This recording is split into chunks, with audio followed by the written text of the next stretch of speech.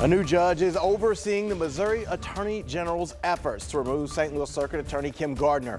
Why all St. Louis judges recuse themselves from the case, and what we know about the man who got the job. A unique forecast is ahead, why you'll need to pay attention to your 7-day.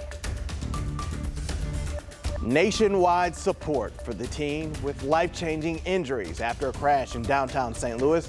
While the Bi-State is honoring Janae Edmondson and her recovery this weekend. This is Today in St. Louis, focused on you. Well, this is a live look at the once again picturesque St. Louis Arch here in downtown St. Louis. And we want to welcome everyone to Saturday morning. It's February 25th. I'm Ryan Henson, and Tracy Henson is here with us. And you know what, Tracy? I got a bone to pick with you. Looking out the window yesterday, it looked so beautiful, but then you walked outside and it was so cold and that wind just hit you. I said, I know Tracy ordered this just for me. Now, you know it could be worse. It could be. It's February. It could and be. it was still in the 30s, okay? Am I ungrateful?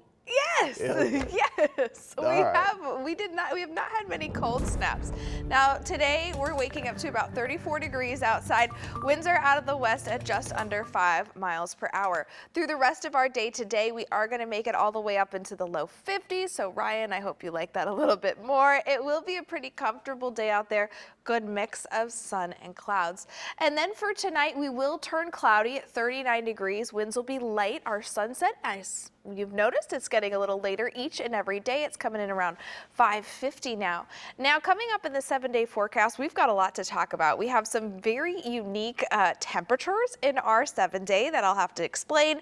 And then we're also going to go over the storms that will rumble over us starting Sunday night. Janae Edmondson. That's a name you've been hearing a lot this week. She's a high schooler from Tennessee who lost both legs in a car accident while visiting St. Louis for a volleyball tournament. Right now, she's recovering at SLU Hospital. Yesterday, her hometown honored her by wearing her favorite color, purple. Officials from her school, Smyrna High, told us that Janae is a multi-sport athlete in the orchestra and a very strong student. Smyrna's town manager says this show of support is just the beginning. Healing process, not only from the physical side, but from the emotional side. And, everything we can do to help this family, we're doing all we can. We're lifting that family up in our prayers. Home, the St. Louis Wheel will be purple all weekend to honor Janae. About 8,000 people have donated to her GoFundMe, and this morning it's over $500,000. And there's still more to be done here. If you'd like to help Janae and her family, just text the word support.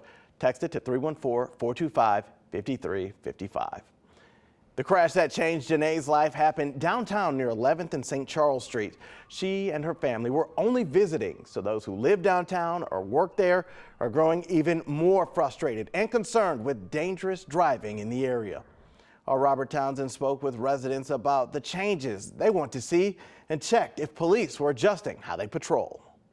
Drive down St. Charles Street in the heart of downtown St. Louis and you'll see it's a short stretch of road, but it's a busy one. You have all kind of people walking their dogs down here. Alice Lewis has lived in the neighborhood for 3 years. We need more stop signs. We need more places to walk without worrying about getting hit. Lewis also thinks the yield sign on St. Charles Street needs to be replaced with a stop sign. It's here police say last Saturday night, Daniel Riley sped down St. Charles, failed to yield, collided with a Malibu and several parked cars, flipped over and pinned Janae Edmondson.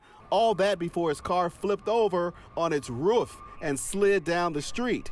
It's not a surprise to me people get hit or people get, almost run over. In a statement, Evita Caldwell, a spokesperson for the St. Louis Police Department, says additional officers as well as assistance from the Sheriff's Department will be patrolling downtown. Caldwell says, however, I can't say this is solely in light of the recent tragedy involving Edmondson. She says officers and sheriff's deputies are generally always staffed downtown during weekends and for scheduled events. I don't think it's enough police presence. I just don't. This woman works downtown. People always running lights. It's like they don't stop at stop signs. And that's a concern of mine. I'm building off what we already do here. Thursday, Police Chief Robert Tracy told 5 on Your Side the department is tackling traffic reform, including tracking hotspots and getting tougher on offenders. So we got to measure it, make sure we're in the right places, and try to prevent the next thing from happening. I would like to see more if it's going to affect something. Robert Townsend, 5 on Your Side. And this footage is an example of the reckless driving scene downtown. Robert asked police how many officers are currently patrolling downtown, but the spokesperson said they can't disclose that number. It's a safety issue. Right now, Missouri's Attorney General Andrew Bailey is leading the effort to remove St. Louis Circuit Attorney Kim Gardner from her position for negligence. This comes soon after the public learned the man who caused that downtown crash, Dan Riley, is supposed to be on house arrest. Almost a week after the crash, Missouri Congresswoman Cori Bush addressed the tragedy and fallout. She shared her condolences to Janae and family, then seemed to show support for Gardner, saying, quote, "We cannot allow this tragedy to be weaponized by reactionary forces whose sole mission is to expand brutal and arbitrary carceral strategies to make us less safe." The Missouri Supreme Court appointed a judge to oversee the case. It's John Turbitsky from the Eastern District of Missouri's Court of Appeals. Our I-Team's Christine Byers breaks down what's next. A special judge had to be appointed to oversee this case because all of the judges in St. Louis asked to be recused.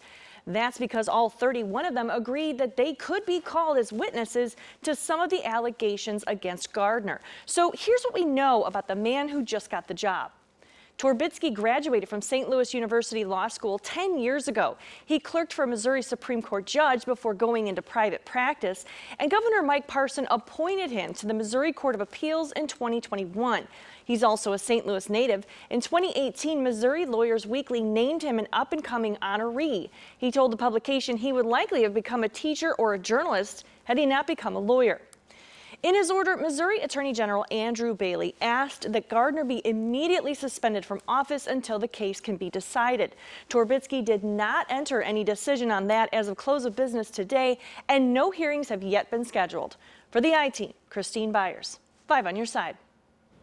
And this is a developing story with a lot of moving parts. You can find more information and background online. Just head to KSDK.com or look for these stories on your 5 on Your Side app. If you turn on notifications, you can get updates on this case and Janae's recovery as they happen.